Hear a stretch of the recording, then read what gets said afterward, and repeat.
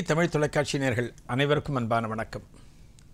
எத்திக்கும் தித்திக்கும் முருகா நிகழ்ச்சியில் நம்ம அருணகிரிநாதர் பற்றி பார்க்குறோம். நேற்றுக்கு அருணகிரிநாதரை பற்றி பார்த்தோம், இன்றைக்கி அவரை பற்றி பார்க்குறோம். அருணகிரிநாதருடைய திருப்புகழ் நமக்கு எப்படி கிடைச்சது, யார் கொண்டு வந்தாங்க, யார் இவற்றையெல்லாம் தொகுத்தார்கள் அப்படின்னு நம்ம பார்க்குறோம். தேவாரப்பாட்டு பார்த்திங்கன்னா தேவர் மூவர் எழுதிய தேவாரம் சுவடிகள் எந்த இடத்துல இருக்குது? சிதம்பரத்தில் ஒரு அறையில் மறைத்து வைக்கப்பட்டிருக்கிறது. அப்போது ராஜாவாக இருந்த ராஜராஜ சோழன் ஒரு கோவிலுக்கு போனபோது ஒரு சிவனடியார் பாடுகிற பாடலை கேட்கிறான். இந்த பாடல் ரொம்ப நல்லா இருக்கே, இது போன்ற பாடல்கள்லாம் எங்கே இருக்குது அப்படின்னு அந்த ஓதுவார்கிட்ட கேட்கிறான். இது எனது முன்னோர்கள் பாடுகின்ற பாட்டு ராஜா, தேவார பாடல்கள் அப்படின்னு சொன்ன உடனே இதனுடைய தொகுப்பு எங்கே இருக்குன்னு தேடி கடைசியில் கண்டுபிடிக்கிறான். சிதம்பரம் ஆலயத்தில் காணப்படுகிறதுன்னு போய் கண்டுபிடிக்கிறான். அதனால தான் திருமுறை கண்ட சோழன்கிற ஒரு பேர் ராஜராஜ சோழனுக்கு உண்டு. இங்கே பாருங்கள், திருப்புகழும் அதே கதை தான். இந்த திருப்புகழ் யார் கண்டுபிடிச்சாங்க, யார் கொண்டு வந்து நமக்கு கொடுத்தாங்கன்னா வீட்டி சுப்பிரமணிய பிள்ளை அப்படிங்கிறவர், அவருடைய மகன் செங்கல்வராய பிள்ளை, ரெண்டே பேர் தான், அப்பாவும் பையனும். இந்த திருப்புகழ் தொகுதி நமக்கு எப்படி கிடைக்கிறது, எப்படி இவர்கள் ஆரம்பத்தில் அந்த திருப்புகழ் மேலே ஒரு நாட்டம் ஏற்பட்டது அப்படின்னா அந்த சுப்பிரமணிய பிள்ளை சொன்னால் பார்த்தீங்களா, வீட்டி சுப்பிரமணிய பிள்ளை 1871 அவர் ஒரு இடத்துல ஒரு அதிகாரியாக வேலை செய்கிறார். அதெல்லாம் வெள்ளைக்காரங்க காலம். அது ஒரு இடத்துல அதிகாரியாக பணிபுரிகிற போது பல இடங்களுக்கும் போக வேண்டிய பணி அவருக்கு, பல ஊர்களுக்கும் போகணும். ஒரு அரசாங்கத்தில் ஒரு பெரிய பொறுப்பில் ஒரு அதிகாரியாக இருக்காருன்னா பல இடங்களுக்கு ட்ராவல் பண்ணணும், அங்கே நடக்கிறதெல்லாம் அரசாங்கத்துக்கு சொல்லணும், நிறைய வேலைகள் அவருக்கு இருக்கும். அதுபோல் இந்த சுப்பிரமணிய பிள்ளைக்கும் பல இடங்களுக்கு பயணிக்கின்ற பணி கிடைக்கிறது, டூர் போகணும். அதுபோல் சிதம்பரத்திற்கு போகிறார். சிதம்பரத்தில் ஒரு கோவிலில் ஒரு இடத்துல பக்கத்தில் தரிசனம் பண்ணுகிற போது, முருகப்பெருமானை தரிசிக்கின்ற போது அங்கே ஒரு அன்பர் திருப்புகழ் பாடலை பாடுகிறார். முதலாக இந்த திருப்புகழ் பாடலை சிதம்பரத்தில் கேட்கிறார் சுப்பிரமணிய பிள்ளை. ஒரு நல்ல பாடலை நம்ம கேட்குறோம் அப்படின்னா அந்த பாடல் நம்மளை ஈர்த்துடுத்து நம்மளை கவர்ந்துடுச்சு அப்படின்னா நம்ம அந்த பாடல் எங்கே இருக்குன்னு தேடுவோம், உடனே தேடுவோம். இன்றைக்கி தேடுறதுக்கு நிறைய சாதனங்கள் இருக்குது. அன்றைக்கி இந்த பாடல் அவருக்கு ரொம்ப பிடிச்ச உடனே அவர்கிட்ட போய் கேட்கிறார், ஐயா நீங்கள் பாடின இந்த பாடல் எங்கே இருக்குது அப்படின்னு கேட்கிறார். அப்போ தான் முதல்ல கேட்கிறார். இது திருப்புகழ் அருணகிரிநாதர் பாடினது, பல இடங்களில் இருக்குது, எதுவுமே முறையாக இல்லை அப்படின்னு தகவலை சொல்கிறார். அதன் பிறகு தான் இந்த சுப்பிரமணிய பிள்ளை ஒரு சங்கல்பம், ஒரு தீர்மானத்தை எடுக்கிறார். நம்ம பல பகுதிகளுக்கும் பயணம் செய்து பல ஆலயங்களுக்கும் சென்று இந்த அருணகிரிநாதர் பாடின திருப்புகழ் பாடல்களை சேகரிக்க வேண்டும் அப்படிங்கிற ஒரு தீர்மானத்தை எடுத்துட்டு தென்னிந்தியாவில் பல இடங்களுக்கு போகிறாராம்.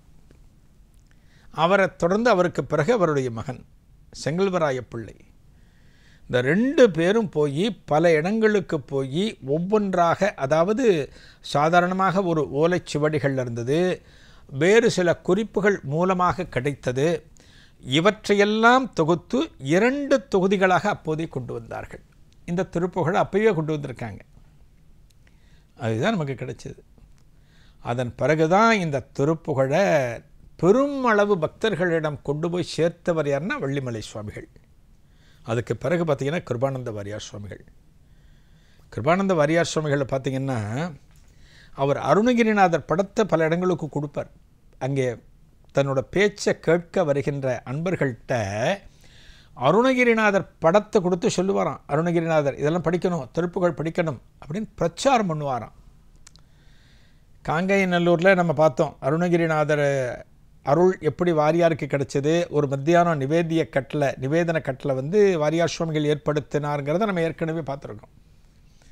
அந்த அளவுக்கு மகான்கள் அடுத்தடுத்த காலத்தில் திருப்புகழை கொண்டு போய் சேர்த்தார்கள்.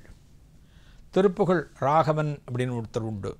திருப்புகழுக்கு பல அன்பர்கள் உண்டு. இந்த பல அன்பர்கள்லாம் திருப்புகழை பல திருத்தலங்களில் பாடி பாடி பாடி எல்லா இடத்துக்கும் போய் சேரணும்னு கொண்டு போய் சேர்த்தார்கள். அதனால தான் இன்றைக்கி திருப்புகழை நம்ம அனுபவிக்கிறோம்.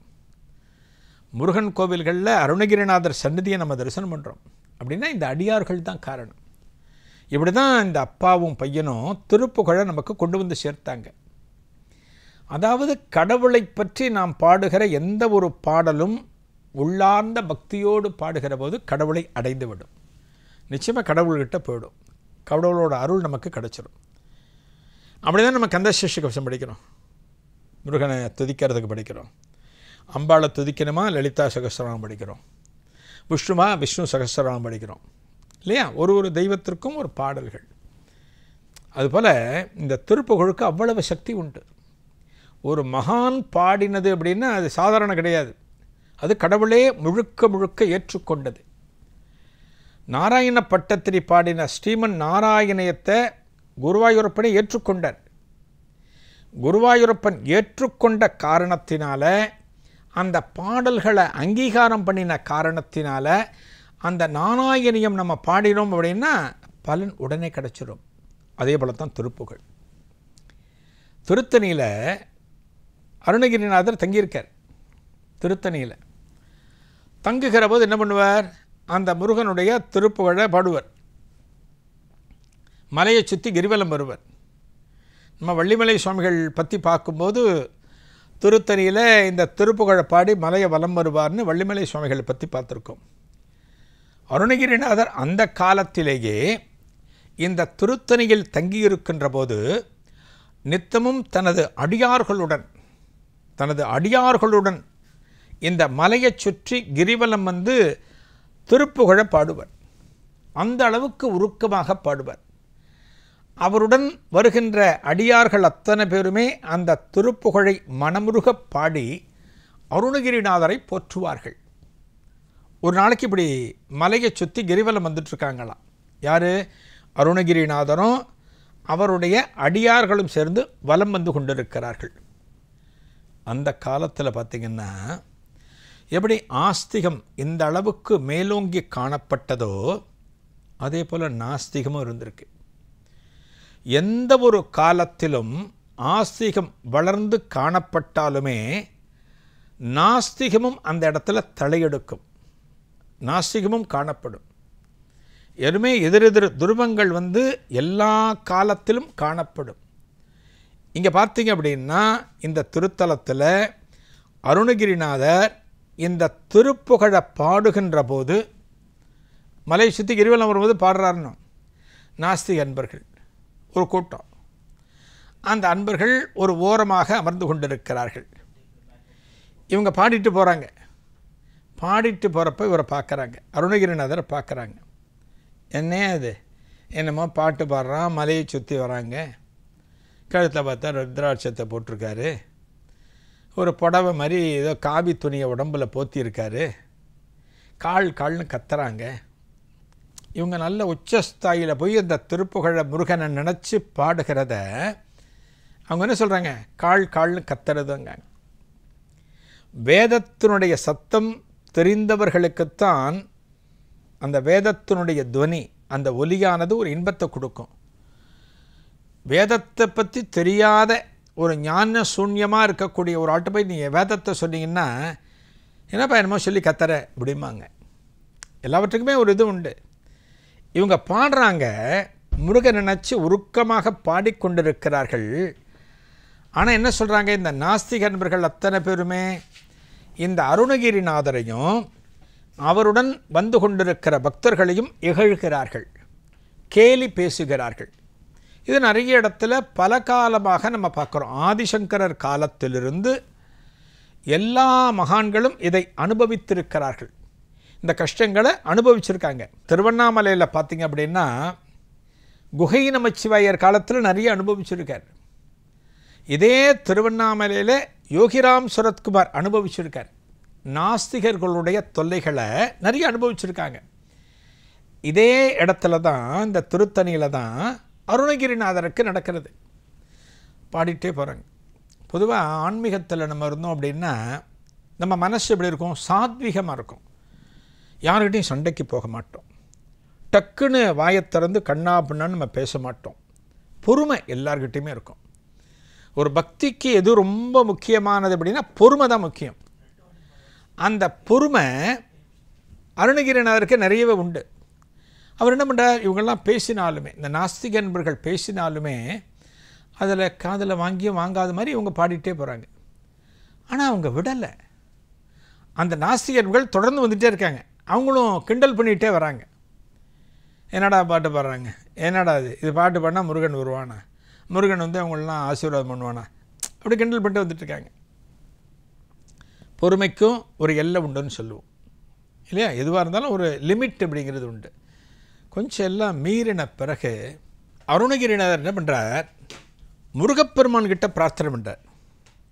ஏன்னா அவங்கக்கிட்ட சண்டைக்கு போக முடியாது, அவங்கக்கிட்ட வாக்குவாதம் பண்ண முடியாது, நாஸ்திக அன்பர்கள்ட்ட வாக்குவாதம் பண்ண முடியாது. இவர் சாத்வீகவாதி.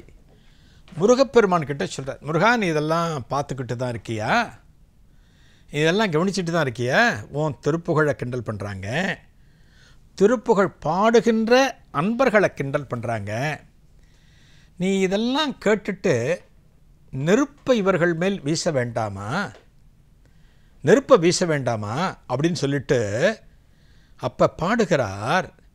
ஏன் நெருப்பை வீசணும்? இந்த திருப்புகழே நெருப்பாக மாறி அவர்கள் மேலே விழுந்து அவர்களுக்கு ஒரு இது கிடைக்காதா? இந்த திருப்புகழே நெருப்பாக மாறாதா, அவர்களுக்கு ஒரு விடை கிடைக்காதா அப்படின்னு தீர்மானித்து சினத்தவர் முடிக்கும் அப்படின்னு ஒரு திருப்புகழை பாடுறார். சினத்தவர் முடிக்கும், சினம்னா கோபம் தெரியும். இந்த திருப்புகழை பாடுகிற போது அதாவது அதனுடைய பொருள் என்ன அப்படின்னா, முருகப்பெருமான் யாரான பழிச்சா, முருகப்பெருமானை பற்றி தவறான ஏதானு பேசினா இந்த திருப்புகழே நெருப்பாக மாறி அவர்களை பாதிப்படைய செய்யாதா அப்படிங்கிறது தான் கிட்டத்தட்ட இதனுடைய பொருள். இதை பாடி முடிக்கிறார். அடுத்த கணம் என்னாகிறது, அங்கே இருக்கிற அத்தனை பேரும் எவரெல்லாம் கிண்டல் செய்தார்களோ அவர்கள் சாம்பலாக மாறுகிறார்கள். அவங்க அத்தனை பேரும் சாம்பலாக மாறியாச்சு, சாம்பலாயிடுச்சு. ஒரு செகண்ட் பாருங்கள், திருப்புகழ் எந்த அளவுக்கு நெருப்பாக மாறி, அருணகிரிநாதர் பாடுகிற திருப்புகழ் நெருப்பாக மாறி அவர்கள் அத்தனை பேரும் சாம்பலாக விழுந்துட்டாங்க. சாம்பலாக விழுந்த உடனே அவர் கூட வந்த யாரோ ஒரு சிலர் பின்னாடி வரவங்க பார்த்துட்டு, ஐயோ இவங்கெல்லாம் எதிர்த்தாங்களே, இவங்கெல்லாம் இதுங்க வேண்டாமா அப்படின்னு கேட்ட பிறகு இவரும் யோசிக்கிறார், அருணகிரிநாதரும் யோசிக்கிறார், ஆகா இவங்கெல்லாம் ஏதோ தப்பு தானே பண்ணினாங்க, எதற்காக இவர்களை எரிக்கணும், இவர்களுக்கு உயிர் பிச்சை கொடுக்கலாமே அப்படின்னு மீண்டும் முருகப்பெருமானிடம் பிரார்த்தனை செஞ்சு இவங்களுக்கு உயிரை கொடுக்குறாராம்.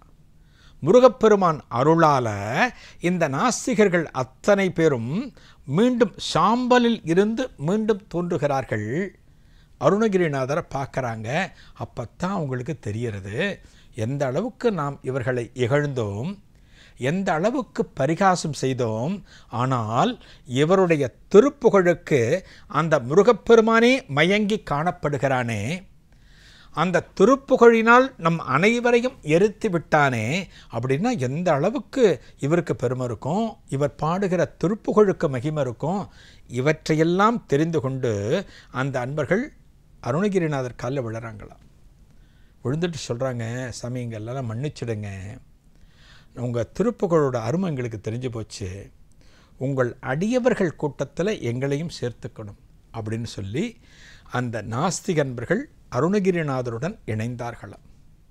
ஒரு பாடலை பாடினா அதற்கான பலனை இறைவன் கொடுப்பான்கிறது அந்த காலத்திலேயே நிரூபணம் செய்யப்பட்டது. ஒரு பாடலை பாடி எரிச்சதெல்லாம் நம்ம நிறைய பார்த்துருக்கோம். அதுபோல் அருணகிரிநாதர் பாடின அந்த திருப்புகழுக்கும் அத்தனை சக்தி உண்டு, அத்தனை வலிமை உண்டு. அதனால தான் அந்த திருப்புகழை வேத மந்திரமாக இன்றைக்கு நாம் போற்றுகிறோம். நாளைய எத்திக்கும் தித்திக்கும் முருகா நிகழ்ச்சியில் ஒரு புதிய அனுபவத்தை காணலாம். நன்றி, வணக்கம்.